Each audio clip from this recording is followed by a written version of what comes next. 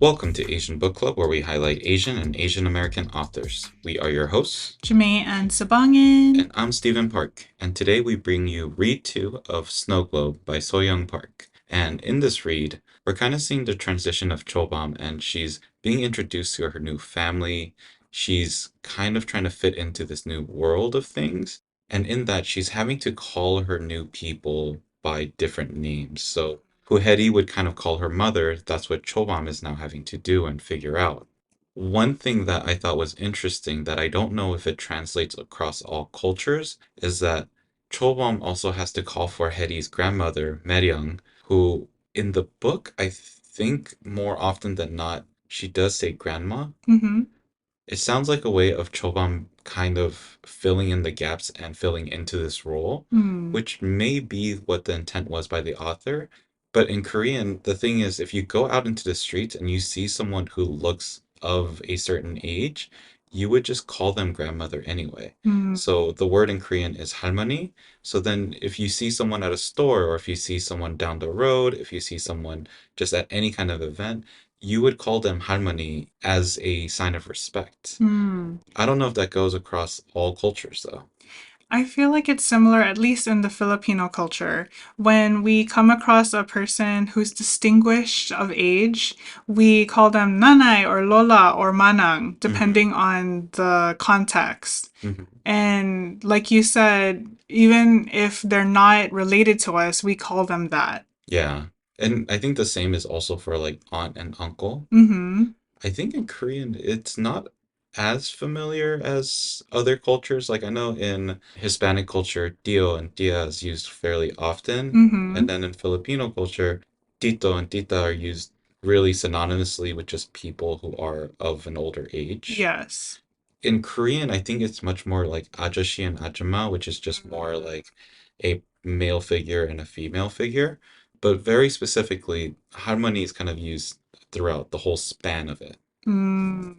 In Filipino culture, if they're a little older, it's more ate and kuya, Mm, which translates to older sister and older brother, respectively. But like you said, I think the overall terminology is manang, which is kind of older lady, mm. or manong for older man. Yeah, and in Korean there is that thing of nuna or oppa or hyung or onni. Like it's used based off of different genders, but you would use that for someone that's even like a couple months older, technically, Mm. based off of like the old ideal and thought of it.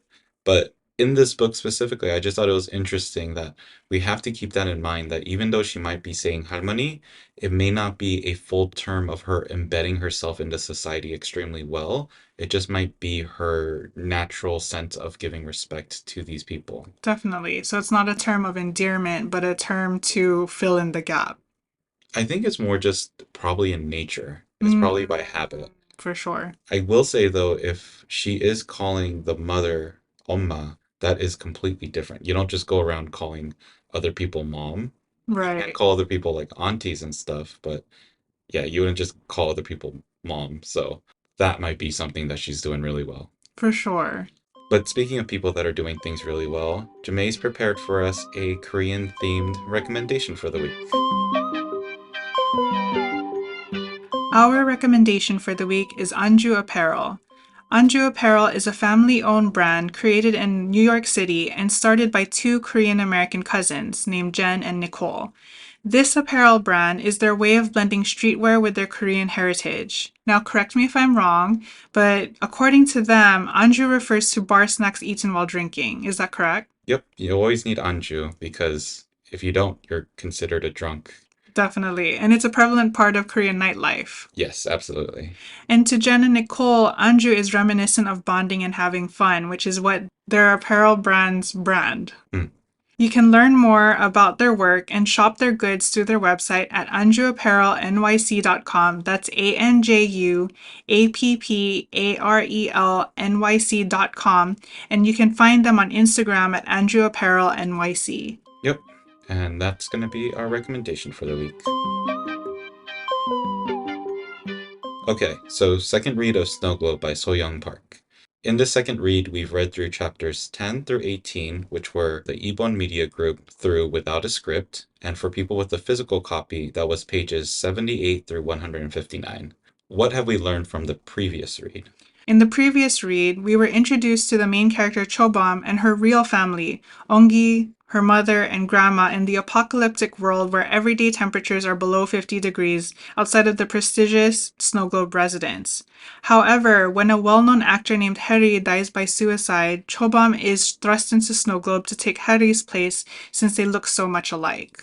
Right. And so in the beginning of our current read, what we get introduced to is Chobam already replacing this role of Hedy. We see her having to take up this role at the Ibon Christmas party, which is this extravagant event that Mm-hmm. obviously only the top tier, the cream of the crop, are going to be invited to. And this particular party is meant for the new actors who are being introduced into the Snow Globe Society.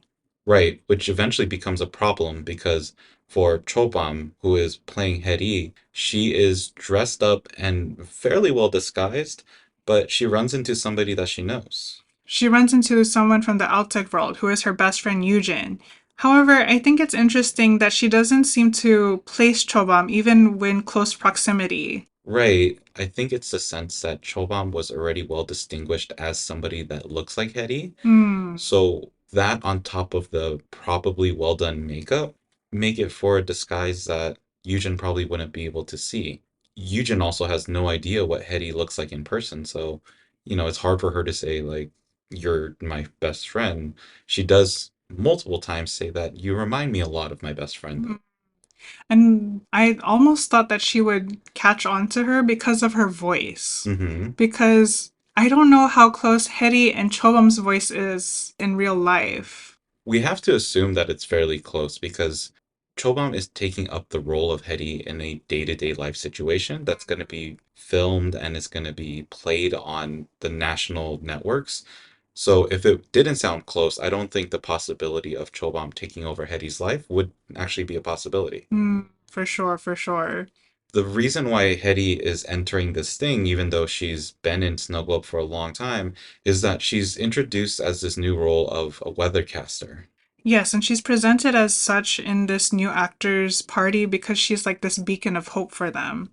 But something that was interesting was that I feel like Chobam took on Heri's position so easily, especially when she was introduced. She had the right words already. Thank you, Madam President, and congratulations, everyone. When I thought that she would struggle a little more. Yeah, we also have to understand that Chobam has been watching Hedy for a long time. So Hedy was one of her favorite actresses in primarily more of the show that she liked the most. So in a way, Chobam might have been practicing or kind of imagining herself in the role of Hedy for a long time. Hmm. It's likely just her ability to act and to be able to, yeah, fill in that role that was required. For sure. But what about the time when she bumps into Bonwei? She totally struggled to remember that she was supposed to be familiar with him. Right, which I think is the thing that shows her imperfection and the fact that she is going to make mistakes as she enters this role. Hmm. But within that same vein, we do see Chobam kind of mess up here and there as she slips through different wording or different phrases or lets herself be known to the point where, like we said, Eugen almost catches her, where Bonhue is very suspicious of her behaviors. And we also see this part where Hetty is stuck in this situation of dancing with this random male stranger, and we see Chobam struggle to hide the facade of who she is as Hetty. And the dance partner comments how her dancing must be a trick of the camera. Right, And when she's able to break away from this dance partner and is trying to hide and stay away from him, she ends up dashing away down multiple hallways until she finds herself crossing through a portal in a mirror. right. There was another incident earlier in this read with another mirror. I forget exactly where it is, but there was also a question within Chobam's mind of, as she was looking into the mirror, she was thinking, what if Hetty is just standing on the other side of this mirror? Then we get this whole scenario with this secret portal within this bathroom that sends her through this mirror, and eventually she goes through this like frozen tundra where she sees like a prison camp or something familiar to that. Right. And on the other side, she pops out and ends up in Bonhui's closet. In Bonway's bathroom. Yeah. So there's definitely something funky with the mirrors going on. I want to say that first time she looked into the mirror and was thinking about Hedy might be more of something that alludes to another situation in the future, like a Chekhov's gun situation, Mm, because there's definitely something going funky with these mirrors. right. Which makes me wonder, has no one ever touched the mirrors in this house before? I mean, you usually don't touch mirrors, right? Like, how often are you reaching for mirrors? And we have to also know that these people have housekeepers and people like that that are going to clean the mirrors, but how often do we go and physically touch mirrors? You're right. I don't think I physically touch mirrors. I definitely lean in, but sometimes I do lean in too far that I bump my face into the mirror. I think that's a you thing. Okay. I don't think many people are bumping their faces into mirrors. Well, yeah, I guess it's a me problem. You also don't like to wear your glasses, Fair. so maybe that's the issue. That might be the issue indeed. So this whole situation of her going into this bathroom mirror, popping out of the other side of the mirror, eventually leads her into this situation where she runs into Bunway in a very awkward scenario. Mm-hmm. And she tries to figure out a way to explain how she got there, trying to say that she wandered in and got confused. But I think another reason why she's stumbling over her words is because she's falling ill and ill for the first time. Right. This I thought was interesting as well because as she was eating something very early on in the party, I think she had thought of something along the lines of, what if this is poisoned or something? I forget the exact line that was written there. But once again, I wonder if this is a sense of the author foretelling something. We do find out that because of the fact that Snow Globe is this warm place, bacteria and germs have not died out in Snow Globe, whereas outside of Snow Globe, it's frozen, so there's no way for this cold and viral kind of, I guess, not creatures, but substances to live. So Mm, you don't get colds or flus when you're outside of Snow Globe. But because she's entered in, Director Cha forgot to give her her vaccinations. There is a very strong likelihood that Hetty is just sick, but also there was that moment of her eating something and wondering if it was possibly poisoned or something that she shouldn't have eaten. totally. So it definitely feels like another Chekhov's gun. Right. So we have the mirror, we have the sickness. I think another Chekhov's gun is going back to Yujin. Director Cha finds out that Yujin is a friend of Chobam's, and she feels like this is a mistake. And it feels like it's not going to bode well for Yujin. Do we think she's in danger? I don't think she's in danger now. I think there's a possibility that she'll be in danger in the future. Mm. I feel like there's something already lurking Mm. behind for Yujin, but I don't know what, Hmm. besides it being Director Cha. Right. From there, we are finally out of this Alice in Wonderland situation that Chobam is going through as she's within this massive Yibonn party. And where we go next is her finally arriving to her quote unquote home, which is Hetty's home, and getting acclimated with the family again. Mm-hmm. And no one else but Meryang, the grandmother, and Sanghee, the mother, know that she's Chobam, so she has to be very careful around this family that she's acclimating to. Right. And the other people are people like the aunts and Uncle. yeah. So other people that are part of the household, but not necessarily her direct, I guess, absolute direct immediate family. Mm-hmm. Because Hetty is supposed to be an only child. Right.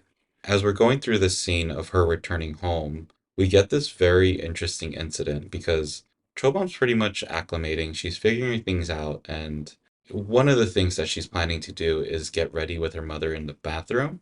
But within this detail, we see a very weird moment and breakdown that happens to Sangi, who's Hetty's mother. Mm-hmm. She's trying to put on the makeup, but instead she has an outburst. She says on page 136, why? Why can't you just die when you're dead?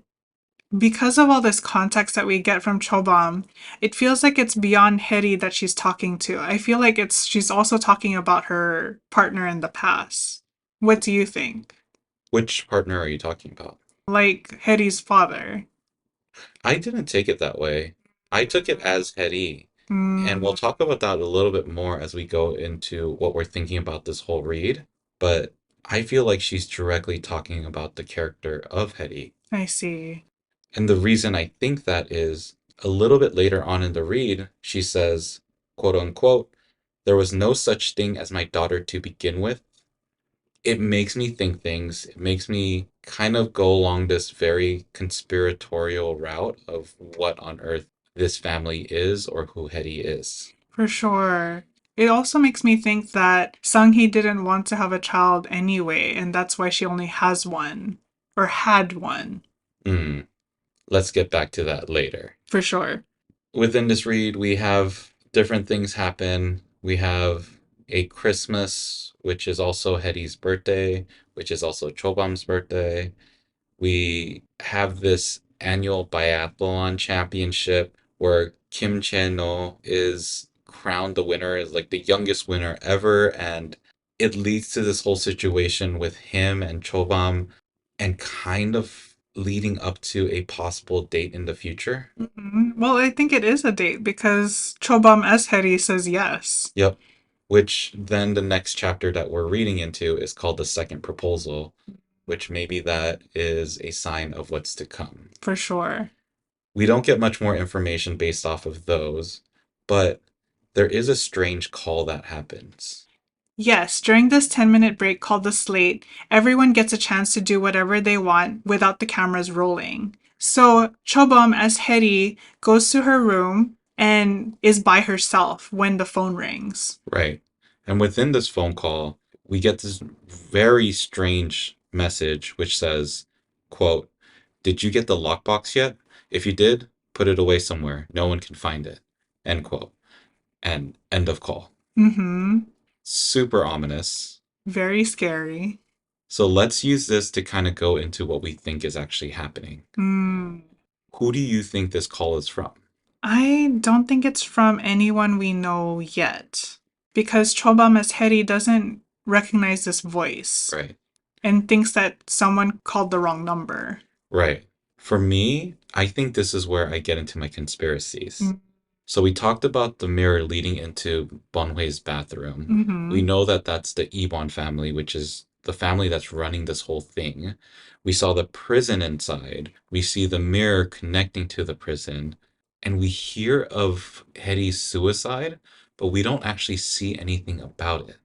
We Mm. also see the mother talking about how there was no such thing as my daughter. Why did you make me go through this? This is my theory, is that Hetty is a character. She was born and bred and put into this show as a character for the show. Mm-hmm. I don't think she's actually part of the original Go family. I think Meryang created this whole thing. Maybe even Dr. Cha created it. But I think Sangye is a pawn within all of this to be used.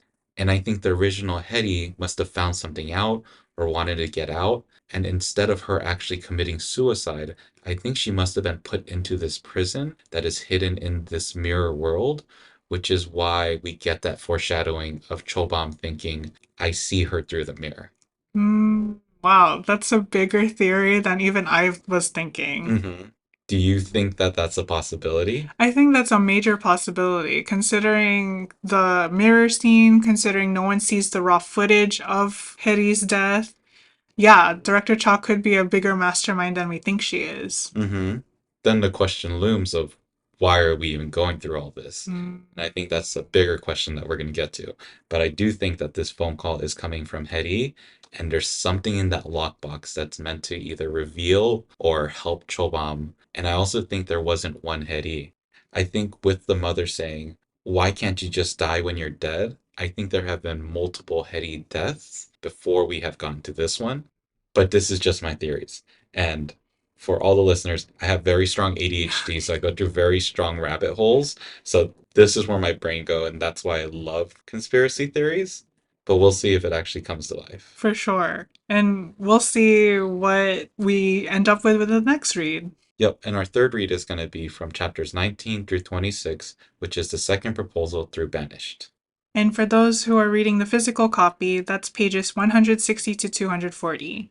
Yeah, and if you have a different theory of everything that's going on, because we're still pretty early on, or if you feel like this might be the one that actually is being used in the book, how can people reach out to talk to us? You can email us at asianbookclubpod@gmail.com or join the conversation on Instagram at asianbookclubpod. Yep, and we have our website, which is asianbookclubpod.com, which has our bookstore, which have books that we've read in the past, books that we recommend, and books that we plan to read in the future. And a great way to support us is to rate, review, and subscribe to the podcast. Otherwise, make sure to be happy, be healthy, and read a book. Ingat! Bye. Bye!